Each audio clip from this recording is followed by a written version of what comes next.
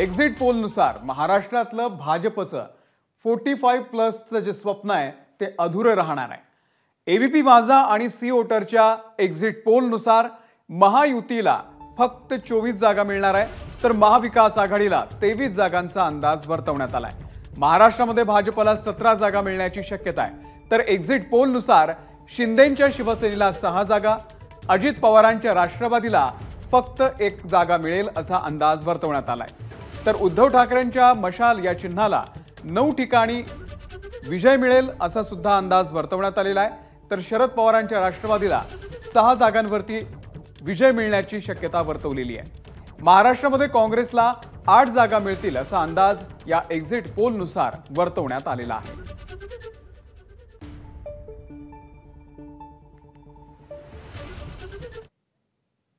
दरम्यान या सगळ्या एक्झिट पोलवरती छत्रपती संभाजीनगरमधील तिन्ही उमेदवारांनी नेमक्या काय प्रतिक्रिया दिलेल्या आहेत आपण त्या पाहूयात। मी प्रचारच्या दरम्यानही मी लोकांना हे सांगायचं की आपण खूप ताकदीने मेहनत करायचं आणि जे निकाल येईल ते मान्य असणार आहे। आता मी कधीही हे दावा केला नाही आता निवडणूक झाल्यानंतर की मी जिंकणार आहे का, आणि मी लोकांनाही सांगितलेलं आहे की आपण मेहनत केली, खूप कष्ट केले, रात्र दिवस आपण सगळ्यांनी काम केलं, खूप चांगलं आपण हे केलं। आता कॅल्क्युलेशन घेऊन माझ्यासमोर येऊ नका। आता 4 तारखेला ज्या डब्यामधून जे काही निघतील ते मान्य असणार आहे। मी स्ट्रॉंग रेसमध्ये आहे आणि पतंग कुठेतरी आकाशात दिसणार आहे, विजयाच्या दिशेने दिसणार आहे। मी प्रचारच्या दरम्यानही मी ठामपणे सांगतो की 4 तारखेला छत्रपती संभाजीनगरचा खासदार हा महायुतीचा होईल, एवढं मी ठामपणे सांगतो।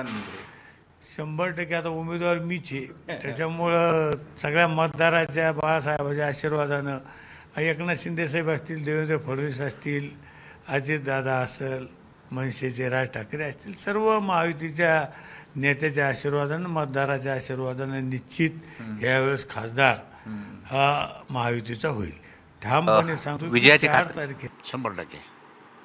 का म्हणजे काय गणित का म्हणजे मी 5 वर्ष मला काही दुष्टांनी पाडलं होतं, पण मी घरी बसलो नाही। माननीय उद्धव साहेबांनी मला कामाला लावलं होतं, तुम्ही काम करा, आशीर्वाद दिला त्यांनी, आणि मी 5 वर्ष त्या ठिकाणी आमदार नाही, खासदार नाही, मी काही नसताना त्या ठिकाणी खूप काम केलं, आणि त्याचा तो फायदा असा झाला की लोकांनी सांगितलं एकनिष्ठ माणूस आहे।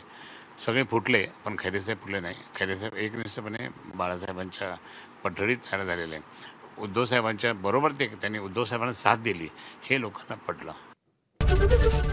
एबीपी माझा, उघडा डोळे बघा नीट।